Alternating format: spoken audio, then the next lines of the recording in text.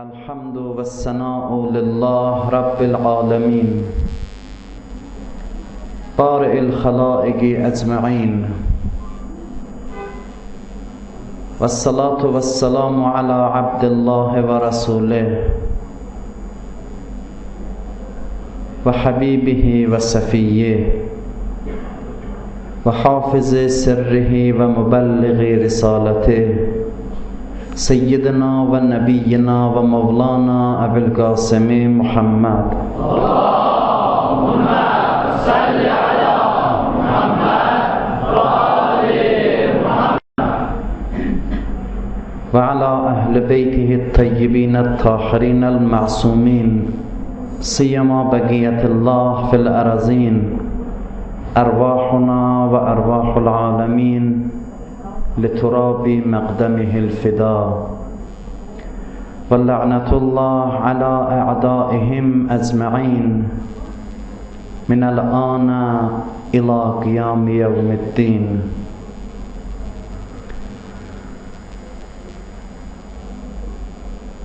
Bütün ilahi peygamberler, sonuncu kitap olan Kur'an-ı Kerim dünyanı, dünya hayatını bir yol kimi təqdim ediblər.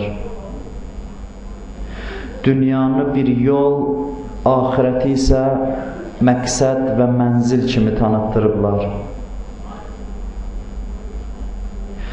Quran məntiqinə əsasdan çox bütün insanlar dünya həyatında elə bil ki bir yol gedirlər, məqsədə tərəf.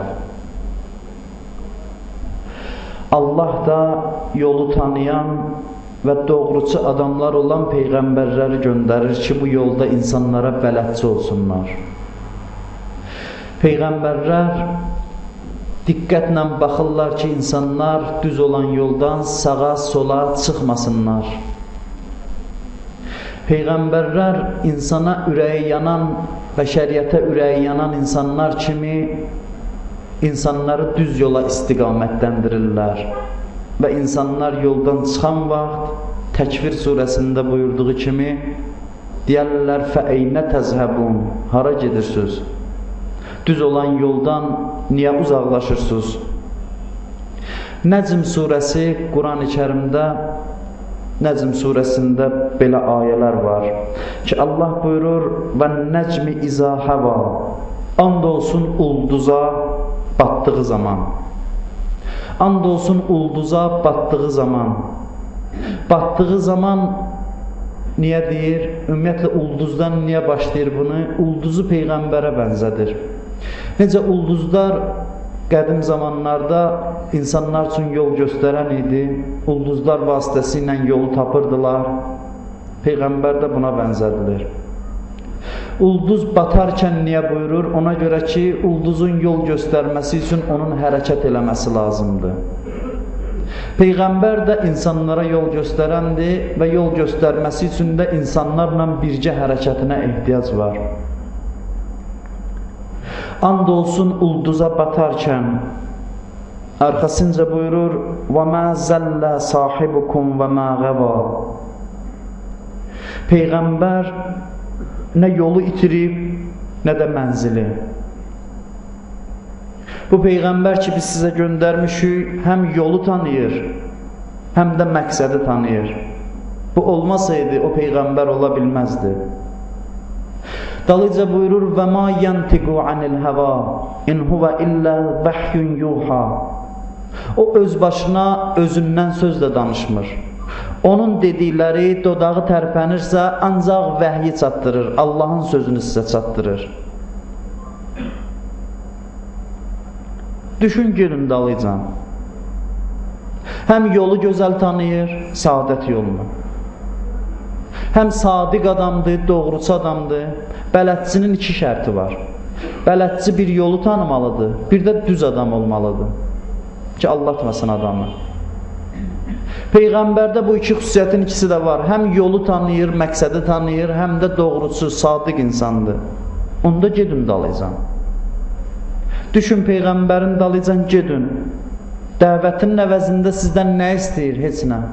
Bütün peyğəmbərlərin dilindən Quranda var: "Qul la əs'alukum alayhi əcran." Bu dəvətin əvəzində sizdən heç nə istəmirik. Bunların sizin maluza, sərvətüzə ehtiyacları yoxdur. Bunlar elə dəvətlərinin əvvəlində də daxmada yaşayırdı peyğəmbər sonuna qədər. Bunların nə marağı var? Sizdən umacaqların nədir?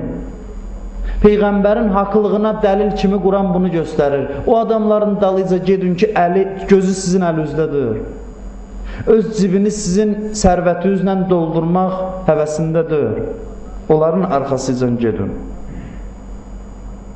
Peyğəmbər gəlir hidayət eləyə, azanları da görəndə ürək yanğısı ilə deyir: "Eynə təzhəbun?" Hara gedirsiniz? Niyə doğru olan yola hidayət olmursunuz? Və bütün peyğəmbərlərin məqsədi insanların diqqətini axirət aləminə cəlb eləmək olub. Əgər insanda axirətə etiqad, axirətə iman yaranmasa, insanın islah olması, təmizlənməsi mümkündür. Bugünkü dünyanın, yaşadığımız müasir dünyanın dərmanı budur ki, insanlarda axirətə etiqad yaratmaq. Bu qədər ki, dünyada cinayətlər görürük, bu qədər azğınlıqlar, zəlalət görürük, kökündə budur ki, insanlar axirətə imanlarını itiriblər. Ona görə zülm dünyanı bürüyüb.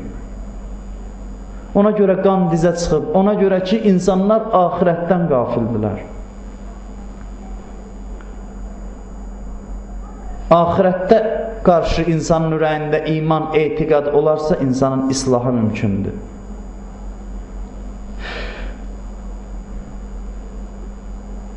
Bir neçə hadisələr tarixdə də var ki, İmam Hüseyn əleyhissalamın Aşura günü xutbə oxuyur Yezid qoşununa, onları dəvət eləyir. Onlar heç bir təsir qoymur imamın sözü olaraq. İmam vəziyyəti belə görəndə gəlir oğlu İmam Səccada belə deyir. Deyir ki, bunların bütün vücudlarını qəflət bürüyüb. Bunların vücudlarını qəflət bürüyüb və Allah zikri yadlarından çıxıb bunların. O ki, Aşura günü Kərbəlada Südəmər körpüyə də rəhm eləmədilər, o cinayətləri törətdilər. İmam Hüseyn buyurur ki, bunun səbəbi budur ki, bunlar axirətdən qafildilər, bunlar Allahdan qafildilər. Qəflət bunların vücudunu bürüyüb deyə bunlar nə alçaqlıqda sön eləyərlər. Bir insan deyir, mən qarışqaya da zülm eləmərəm, əleyhissalam kimi. Dünyanı mənə versiniz. Bir insan 100 minlərlə insanın qanını tökür, heç narahatdadır. Kökündə bu dayanır ki, insanın axirətə imanı olmazsa, insanın islahı mümkündür. Nə qədər insanın ürəyində axirətə etiqad, axirəti yad eləmə məsələsi var, şeytan insana cürət eləyə bilmir. Şeytanın ilk hiləsi insana qarşı budur ki, insanın ürəyindən axirət qorxusunu çıxartsın. O çıxandan sonra küfür toxumunu ürəkdə sətmək asan olur.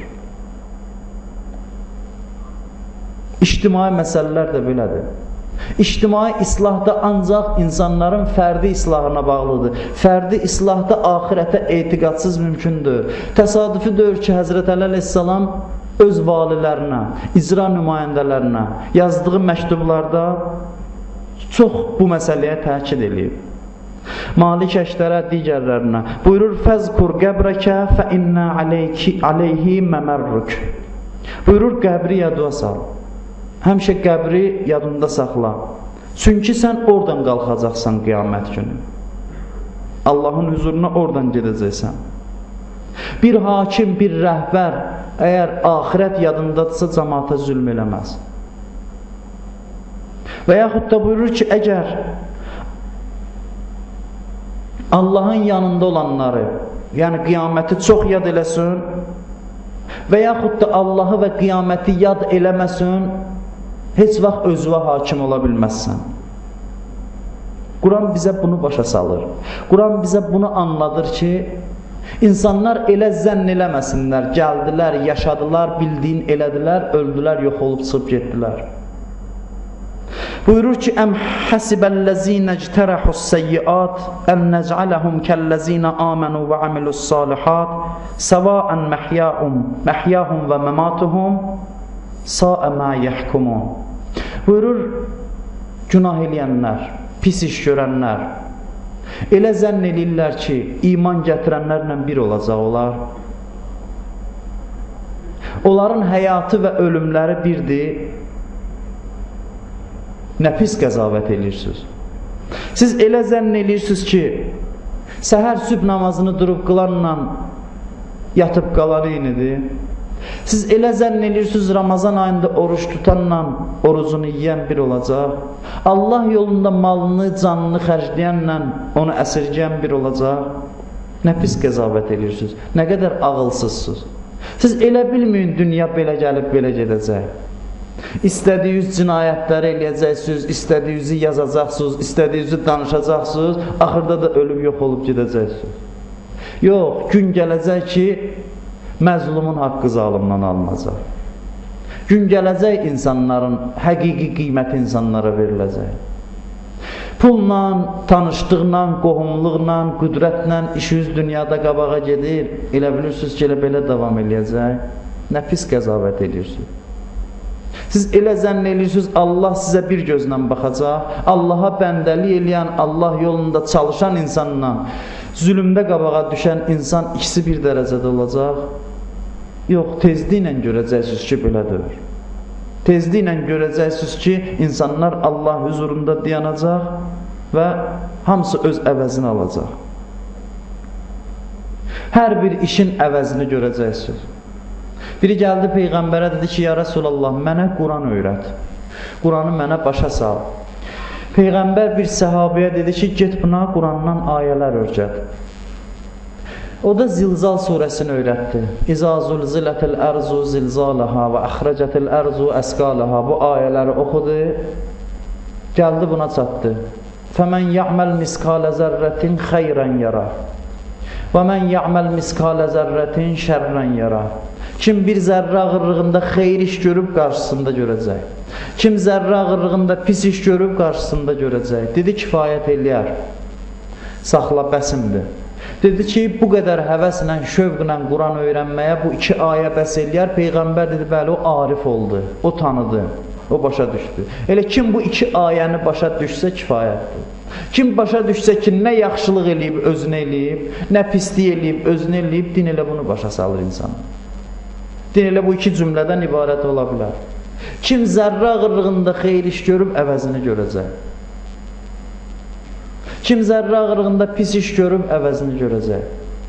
Buna etiqadı olan insanla 5 günlük dünyadır deyən insan birdir. Dünya 5 günlükdür, ona görə bax, bu vəziyyətdir biz. Bir insanın ki, etiqadı bu oldu, dünya 5 günlükdür, onda talançılıq, rüşvətxorluq, alçaqlıq nə desən eləyəcək. Qanundan qorxsa da gözü bu yana çəkən kimi yenə bildiyini eləyəcək. Amma müqəddəs Ərdəbili deyir ki, bir ömür yaşamışam, üzü qibləyə uzadırlar vəfat eləyəndə. Müqəddəs Ərdəbili. Ayaqlarını açanda deyir, ilahi, özün şahidsən ki, özümü tanıyandan sənin huzurunda ayağımı uzatmamışam. Yatanda da ayağını uzatmağa həya eləyərdi. Da indi Allah sənin öz hökmündür. Ölən insanın ayağını qibləyə uzatmaq vacibdir. Ona görə tabiyəm. Belə də insan var, belə də insan var. Necə oldu, gəldi, oldu müqəddəs Ərdəbili? Etiqadı var ki, fəmən ya'məl miskalə zərrətin xeyrən yara. Kim zərrə ağırlığında xeyir iş görüb əvəzini alacaq. Kim zülm eləyib onun əvəzini alacaq. Bütün fəsadların, ixtilafların, insanların başına gələn çətinliklərin kökündə Allah buyurur, bu dayanır ki, sizin ahirətə etiqadınız zəifdir. Ahirətə etiqadınız zəifdir. Ahirətə imanınız zəifdir deyə bu çətinliklər sizin başınıza gəlir.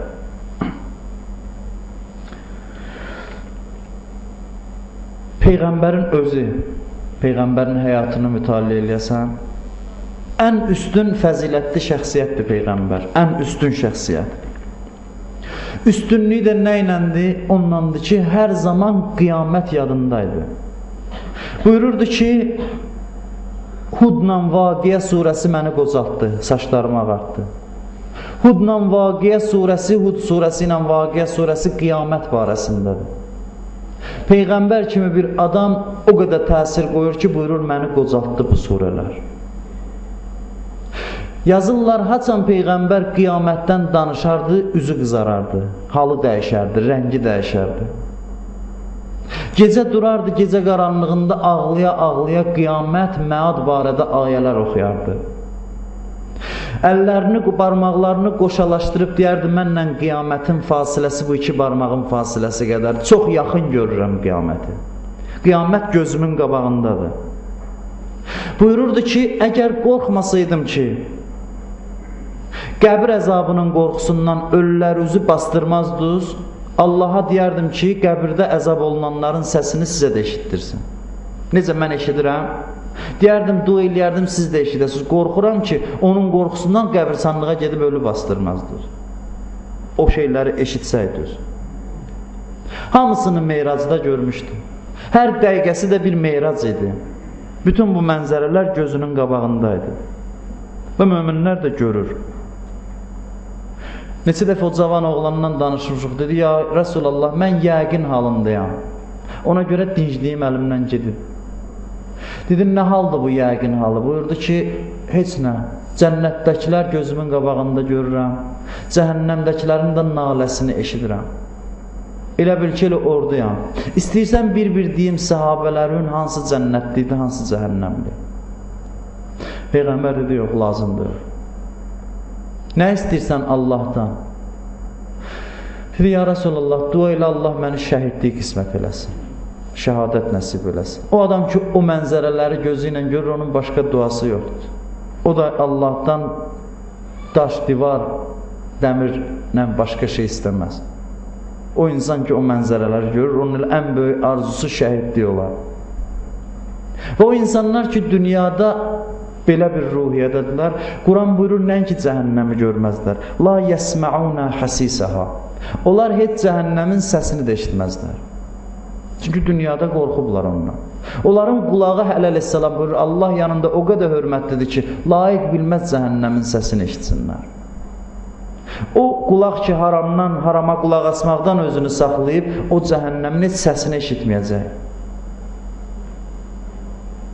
İşə namazını qılırdı əleyhissalam məsciddə, uca səslə deyirdi ki, səfər yükünü hazırlayın, Allah sizə rəhm eləsin, səfərə çox az qalıb. Axirət səfərinin ehtiyatını indidən hazırlayın. Dünya başınızı qatmasın. Əleyhissalam buyurur, dünya öz zinətləri ilə sizi alladır. Bəzəkli zinətləri ilə sizi alladır, bəlaları ilə sizə ziyan yetirir. Sürətlə tez keçib gedir. Baxın, Nəhcül Bəlağada var bu. Nəhcül Bəlağada xütbələrində var. Allah dünyanın alçaqlığına görə razı olmadı ki, öz dostlarının mükafatı qərar versin və düşmənlərinin cəzası.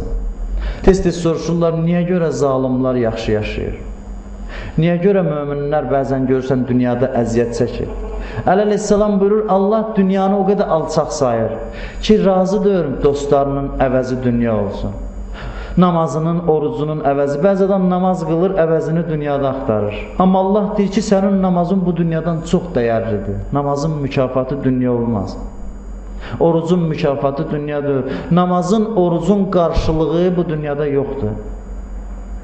Və kafirlərin də cəzası dünyada verilmir. Ona görə ki, onların cəzası dünyada verilsə, yüngül cəza olar. Dünya nə müminin mükafatı, nə də kafirin cəzasıdır. Ondan sonra buyurur ki, dünya əhli karvan əhli kimidir.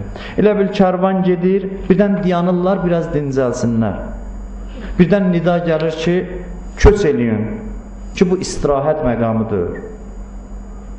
Dünya həyatı sizi allatmasın. Necə ki, sizdən əvvəlkiləri allatdı. Onlar dünyanın südünü sağdılar, yalanını içdilər və aradan getdilər. Ömürlərini xəbərsizliklə, qəflətdə keçirdilər. Təzə şeyləri köhnəltdilər, evləri qəbir oldu. Malları da varislərinə qaldı. Axırda qəbir olaraq qismət oldu. Bir də ağ parça ilə getdilər. Mallarını da varisləri xərclədi. Hədisdə var, birini aparırlar bastırmağa. Görmüsünüz dəfn məqamında. İnsanlar ağlayır, qışqırır, fəryad eləyir. Hədisdə var, öləndə baxır, bunların hamısını görür. Baxır onlara deyir ki, mənim halıma ağlamayın, öz halınıza ağlayın. Çalışın ki, dünya mənlə oynadığı oyunu sizlə oynamasın. Dünya mənim başıma gətirdiyini sizin başınıza gətirməsin. Mutu qəblə ən tamutu, ölməmişdən ölün. Onsuz da dünya sizi tərk eləyəcək, dünyanı diriliyinizdə özünüz tərk eləyin. Əleyhisselam buyurur dünya üçün, buyurur sən əgər bir məxluq olsaydın, bir şəkildə olsaydın, sənə cəza verərdim. Çünki sən çox adamlar aldatdın. Sən çox cinayətlər elədin. Nə qədər insanları, şahları, böyükləri, kiçikləri sən həlakətə apardın, məhv elədin. Ondan sonra buyurur ki, amma dünya allananları alladır, ibrət götürənləri yox. İbrət götürənləri allada bilmir. Salman Farsi Mədayinə hakim gələndə onun bütün varı yoxu çiyninə atdığı bir balaca bir xurcun idi və bir süfrə idi, başqa bir şey yox idi. Əleyhisselam onu icra başçısı göndərmişdi Mədayinə. Daha doğrusu Əleyhisselamdan qabaq olmuşdu, ikinci xəlifənin dövründə. O gəlir cəmaatın problemlərini, dərdlərini həll eləyir. Bütün günü cəmaatın içində olur. Bir nəfər deyir, mən girdim şəhərə, gördüm bir nəfər dayanıb. Elə bildim bu yük daşıyandı. Dedim bu yükü götür buradan apar o yana. Gördüm bu da aldı çiyninə getdi. Biraz keçdi, mən gəldim bu şəhərdə yaşadım. Dedilər ki, şəhərin valisinin nəsə sözü var. Məscidə getdim, gördüm həmin bu vali imiş mənim yükümü daşıyan. Onu danışmışıq, deyir, şəhərə sel gəlir. Bu da hakimidir şəhərin. İndiki zamanla müqayisə eləyin, görün nə qədər fərq var. Şəhərin hakimidir, sel gəlir, yuyur şəhəri. Götürür yükünü, alır çiyninə, çıxır dayanır dağın üstündə. Cəmaat qaçır mallarının dalıcan, evlərinin dalıcan, su gəlir, çoxunu yuyub aparır, çoxuna ziyan getirir. Sağ qalanlar dayanır, Salman deyir ki, indi moizə vaxtıdır. Dedi, qiyamətdə də çalışın ki, qiyamətdə belə olacaq. Kimin yükü yüngül olsa, nicat tapacaq. Kimin yükü ağır olsa, həlak olacaq. Mən öz yükümü yüngül eləmişəm ki, qiyamətdə də həlakətə düçar olmayayım. Odur ki, ölən məqamında yazırlar, Əleyhisselam gəlir başının üstünə, vəfatından sonra olur. Bu hələ təzə dünyadan gedib, uzanıb, Əleyhisselam gəlir onun üzünü açır, bir neçə dənə şeir oxuyur və baxır, deyir, xoş sənin halva ya Əbu Abdillah. Çox gözəl halda dünyadan gedirsən. Yanındakılar yazır ki, biz gördük ki, Salmanın dodağı dodağından ayrıldı, baxdıq gördük, təbəssüm elədi. Təbəssümlü halda öz imamını qarşıladı. O insan ki, yükünü yüngül eləyib, o insan ki, özünü, qəlbini dünya məhəbbətindən azad eləyib, ondan sonra hər hansı işdə olursa olsun, düz olacaq o insan. Hakim də olsa, sıravi adam da olsa, kim olsa, o düz olacaq. Və dünyanın islahının yeganə yolu budur. Peyğəmbərlərin dəvəti bu təməlin üzərində qurulur. Peyğəmbərlər insanları axirətə yönəlməklə islah eləməyə çalışırlar və buna müvəffəq olurlar. Allahümmə inna nəsəlükə və nəd'uk bismikəl azimil əzəm, əl-əzil əcəllil əkrəm və bil Hüseyni ya Allah, ya Allah, ya Allah, ya Allah, ya Allah.